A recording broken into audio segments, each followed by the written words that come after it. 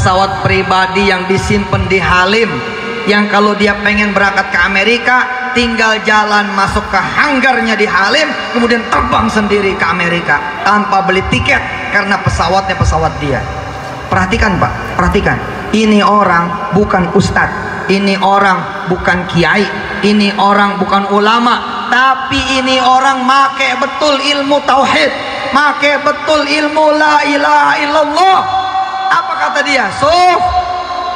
Di awal-awal saya mulai merangkak, di awal-awal saya mulai kemudian nginjak urusan dakwah dan urusan bisnis, ketemu dia. Apa kata dia? Orang pengen bangun masjid nyarinya manusia, orang pengen bangun madrasah nyarinya manusia, orang pengen bangun pesantren nyarinya manusia, tapi kalau dia nyari Allah, orang kaya yang nyari dia.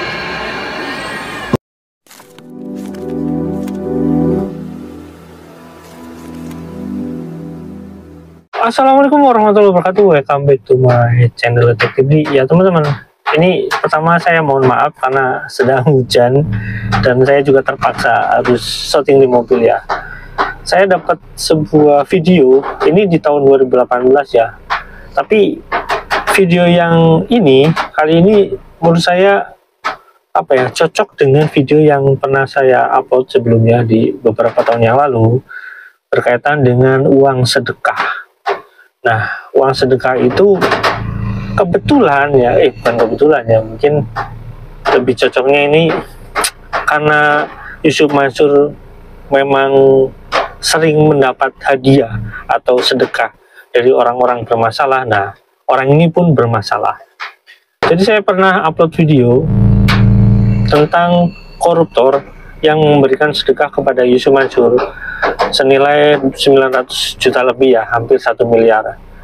Dan itu di hadapan para tenaga kerja Indonesia di Korea kalau nggak salah saat itu, karena ya dia mau menerima sedekah juga. Tapi kita lihat dulu video yang ini di tahun 2018 dan nanti saya compare dengan video yang ada di Korea. Nah teman-teman, kita lihat dulu videonya, yuk check it out. Ibu mau minta duit berapa coba? Coba kasih tahu saya. Mau minta berapa? Sebulan minta berapa? Iya berapa banyaknya coba? Berapa? Hah? 1 miliar sebulan. Dengerin. Saya minta 1 triliun sama Allah dibagi. Nggak percaya. Ustadz kalau gitu bagi kita. Loh, saya ngasih ilmunya, kamu minta sendiri. Demi Allah Pak, habis saya ceramah, kayak apapun saya janji sama ibu bapak ibu nggak mungkin bisa nyentuh saya kecuali Allah kehendaki. Susah Pak, pulang dari sini kita udah nggak ketemu Pak. Bapak WA juga belum tentu saya jawab. Bapak ibu ke rumah juga, panitia ini ke rumah berkali-kali nggak ketemu saya. Tapi saya tinggalkan Allah di sini. Ibu bapak sudah, jangan nyari saya, nyari Allah. Zuhur nanti suruh laki-laki di kampung ini pergi ke masjid, minta sama Allah di sana. Di sana tidak ada Pak Wahidin Halim, di sana tidak ada ibu bupati, di sana tidak ada orang-orang kaya yang ibu kenal bisa jadi, tapi di masjid ada Allah. Keren. 1 miliar kecil. Saya nggak bercanda. Buktikan. Apalagi kamu masih muda. Kamu tiap malam bangun malam. Kamu tiap pagi sholat duha. Kamu perempuan, mereka laki-laki, tapi mereka akan jadi pegawai kamu. Mereka akan jadi buruh kamu. Mereka akan jadi orang-orang suruhan kamu. Kalau kamu betul-betul hari ini mulai Bismillahirrahmanirrahim, aku dekati engkau yang maha kaya. Aku minta bukan 1 miliar, aku mau minta kayak Ustadz Yusuf Mansur, minta 100 miliar, minta 1 triliun sebulan. Buktiin aja.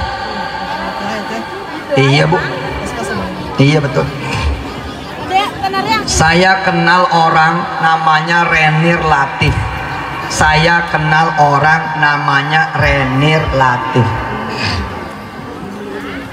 2004-2005 saya belajar sama dia. Dia bukan ustadz, bukan kiai, Dia bukan ulama, dia orang biasa. Tapi saya belajar iman dari dia, saya belajar keyakinan dari dia, saya belajar tauhid salah satunya dari dia. Apa kata dia? Yusuf Mansur, gua nih jadi pengusaha. Dengerin nih, Yusuf Mansur, gua nih jadi pengusaha. 180 orang udah gua datengin. 180 orang, kata Renir Latif, udah gua datengin. 180 lembaga, 180 perusahaan sudah saya datengin. Hasilnya 0.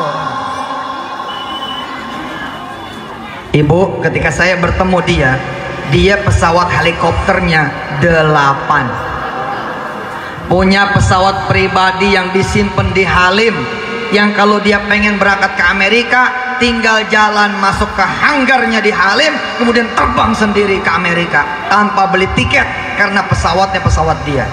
Perhatikan Pak, perhatikan, ini orang bukan ustadz, ini orang bukan kiai, ini orang bukan ulama, tapi ini orang make betul ilmu tauhid, make betul ilmu la ilaha illallah. Apa kata dia? Di awal-awal saya mulai merangkak, di awal-awal saya mulai kemudian nginjak urusan dakwah dan urusan bisnis, ketemu dia. Apa kata dia? Orang pengen bangun masjid nyarinya manusia, orang pengen bangun madrasah nyarinya manusia, orang pengen bangun pesantren nyarinya manusia, tapi kalau dia nyari Allah, orang kaya yang nyari dia. Luar biasa Pak, luar biasa. Kalau orang mau modal yang dia cari manusia, kalau orang mau usaha yang dia cari manusia, kalau orang mau jualan yang dicari manusia. Padahal kalau dia nyari Allah, manusianya itulah yang disuruh datang kepada dia. Kaget saya. Ini ilmu-ilmu wali ini. Bu, Pak, kata dia 180 orang lembaga perusahaan dia sudah datangi, hasilnya 0. Pak, ini barang saya, Pak, ini ide saya, Pak, ini proyek saya, tolong 180 tempat dia datangi, hasilnya 0. Akhirnya dia datang kepada yang 181, yang mestinya 181 itulah satu-satunya yang dia datangi, jangan ada yang lain, yakni Allah. Sejak itu terbuka sampai dia punya kekayaan 24 triliun rupiah. Dan saya melakukan itu.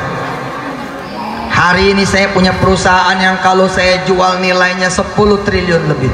Hari ini saya mengelola omset sebulannya kira-kira 250 miliar lebih, yang insya Allah mudah-mudahan mulai bulan Januari ke atas mudah-mudahan bisa mencapai 20 triliun lebih. Saya nggak bohong, ketika saya memulai saya tidak punya apa-apa, tapi Allah membesarkan saya. Apa kata Allah? Kamu punya aku.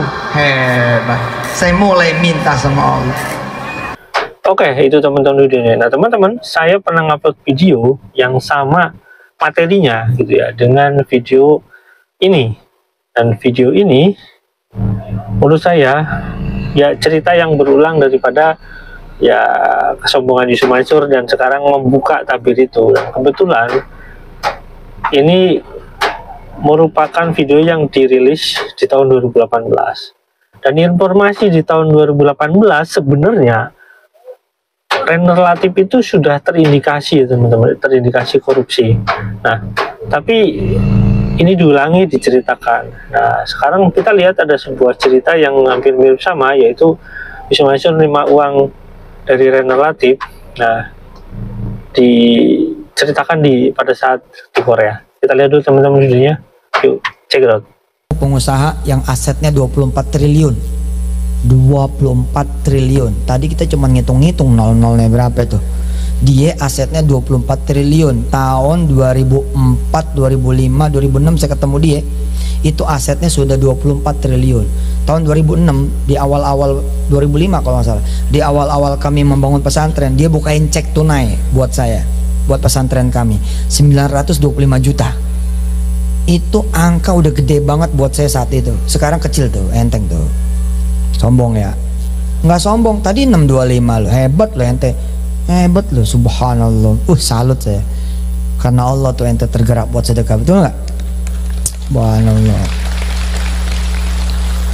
Hebat loh. Ente bisa tadi segebrakan gitu. Sedekahnya 61 juta won. Woi. Itu 610 jutaan ya. Belum yang komitmen toh. Komitmen tadi katanya 177 juta won. Belum yang tadi berdiri-berdiri. Ya enggak? Kita doain mudah-mudahan pada sukses, betul nggak? Yang niat 1 juta jadi 2 juta, yang niatnya 5 juta jadi 10 juta, yang niatnya 10 juta jadi 20 juta. Bismillah. Lah itu teman saya pengusaha buka cek tunai buat saya 926 juta rupiah. Apa kata dia? Suf, doain ya. Ini baru buntutnya gitu. Mau mikir palanya berapa nih?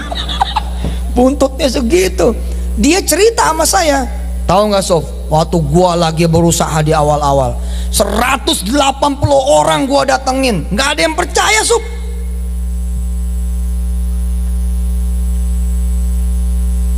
Akhirnya dia bilang ada 1 orang yang percaya. Saya pikir orang gedean nih yang percaya. Nggak taunya teman saya Renir Latif namanya. Kalau mau ke Amerika dia pergi aja ke garasi pribadi dia di Halim. Terbangnya sendiri, pesawat sendiri. Ya saya ngikutin juga jejaknya. 2008 saya beli sendiri tuh helikopter, alhamdulillah. Bener. Oke, itu teman-teman dunia. Nah teman-teman, ada hal yang menarik nih. Di tahun 2007 Yusuf Mansur itu dimuat di dalam sebuah koran Tempo yang pada saat itu ya Yusuf Mansur sedang melakukan aktivitas yang kemungkinan Yusuf Mansur itu akan ya bikin acara dengan televisi gitu ya. Kurang lebihnya televisi itu yang berwarna biru yang ada angka intinya trans gitulah. Nah, di dokumentasi itu, di foto-foto itu ya teman-teman, Yusuf Mansur itu rumahnya masih ya semacam rumah kecil gitu ya, dan itu catnya juga buruk sekali, artinya kelihatan rumah itu lembab dan tidak sehat gitu ya. Ini menariknya karena sesuai dengan pengakuan Yusuf Mansur bahwasanya dia menerima uang itu ya, saya nggak tahu menerima uangnya tahun berapa, tapi pada saat itu dia bilang kan di tahun 2004 ya, dan di video berikutnya ya kisaran 2004, 2056 gitu ya. Nah di tahun 2007 Yusuf Mansur rumahnya masih sangat jelek, dan kita ketahui ini yang paling penting, kita ketahui bahwasanya Yusuf Mansur dia mengaku kemana-mana dia punya hutang 1,4 M itu teman-teman, dan yang yang berakhir Yusuf Mansur itu katanya ya mungkin di penjara gitu ya. Solusinya seperti apa saya nggak tahu, yang jelas yang jadi pertanyaan sama kita, dia itu mengaku bahwasanya dibukakan cek oleh si Renir Latif ini kepada dia gitu, untuk dia. Nah pertanyaannya, untuk dia, apakah sedekah ini memang dikasih ke Yusuf Mansur untuk melunasi utang-utang Yusuf Mansur oleh Yusuf Mansur ya, ataukah sedekah ini orang Latif ini diberikan kepada Darul Quran melalui Yusuf Mansur ya, kita nggak tahu. Tapi yang pastinya di tahun 2007 itu Yusuf Mansur itu rumahnya masih sangat jelek. Nah, pertanyaannya, apakah uang yang dari Renir Latif itu buat bayar utang Yusuf Mansur, atau ya karena dia bermasalah gitu ya, dikarenakan mungkin kepepet jadi ya pakai uang itu, atau saya nggak tahu. Nah yang menariknya lagi ya, ini kan di tahun yang lama juga, waktu saat Yusuf Mansur ke Korea, dia itu ada uang ratusan juta yang udah berkomitmen. Ini juta won ya teman-teman, bukan ratusan juta rupiah, ini juta won, dan jumlahnya nggak tahu berapa miliar, teman-teman bisa hitung sendiri. Yang pasti dengan uang segitu banyak, pertanyaannya adalah uang itu dikemanakan ya, teman-teman bisa pikir sendiri lah, uang itu dikemanakan. Andai itu jumlahnya, ini kan ratusan juta won ya teman-teman, ratusan juta won, Ada misalkan ya, uang itu menjadi sebuah dalur Quran misalkan ya kayak gitu ya. Nah terus lantas uang-uang yang Yusuf Mansur kumpulkan selama ini itu dikemanakan? Karena jumlahnya mungkin bisa, ya katakanlah bisa katakan Yusuf Mansur bilang dia punya aset triliunan gitu. Nah itu triliunan asetnya itu milik atas nama siapa gitu ya. Nah itu pertanyaan penting ya, karena kita ketahui bahwasanya ya hampir semua usaha Yusuf Mansur, ya saya nggak tahu ya, yang jelas karena banyak sekali saya yang katakan nggak tahu, yang jelas yang saya ketahui itu hampir semuanya itu ya atas nama Yusuf Mansur dan kroninya. Ya teman-teman pikir sendiri, pertanyaannya apakah uang yang jumlahnya miliaran itu dari para tenaga kerja itu, apakah larinya ke Yusuf Mansur, ke kantong pribadi, dengan sehingga Yusuf Mansur punya warung steak sebanyak itu sekarang ya teman-teman, punya warung steak sebanyak itu, padahal Yusuf Mansur nggak modal, maksudnya dia tidak punya modal apapun untuk bisa sampai sebesar itu. Artinya kalau misalkan dia diundang ke pengajian, ya katakanlah di mimbar-mimbar pengajian itu, kita sering lihat bahwasanya Yusuf Mansur itu diamplopinya cuma 8 juta rata-rata ya teman, cuma diamplopinya 8 juta. Terus kalau di televisi, ya yang namanya di televisi itu, ya itu kebayang nggak? Misalkan kayak artis-artis yang terkenal itu hartanya itu, ini artis yang terkenal, misalkan kayak Ramsey gitu, itu hartanya itu belasan miliar aja. Lantas Yusuf Mansur uangnya dari mana? Atau yang katakan Yusuf Mansur itu triliunan, belum lagi warung steak yang apa ya dikatakan jumlahnya sampai ratusan cabang gitu ya, dan itu tanpa modal pihak asing. Itu warung steak itu bukannya pakai modal siapa. Wassalamualaikum warahmatullahi wabarakatuh. Bye.